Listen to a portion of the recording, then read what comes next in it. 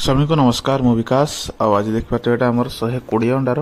Fibre body रे semi automatic incubator जोटा अंडाटा आप हाथ में बुलाते पड़े यहाँ कंट्रोलर STC 1000 हेवी कंट्रोलर रोज ओरिजिनल यहाँ ओरिजिनल कंट्रोलर जेहेतु सेफ्टी फ्यूज रही है आम कंपानी लोगो आठ देख पाथे इनक्यूबेटर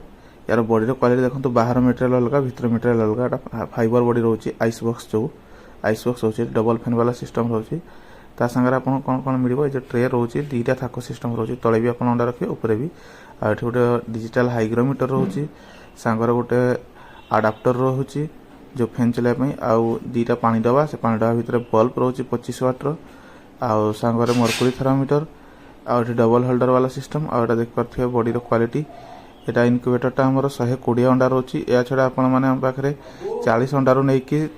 528 अंडा पर्यंत फुली ऑटोमेटिक इनक्यूबेटर पाइबे आउ या व्यतीत आप सेमी ऑटोमेटिक रे भी 100 अंडा 120 अंडा पर्यंत पाइबे। वीडियो भल लगी वीडियो को लाइक करूँ चैनल को सब्सक्राइब करूँ बहुत बहुत धन्यवाद।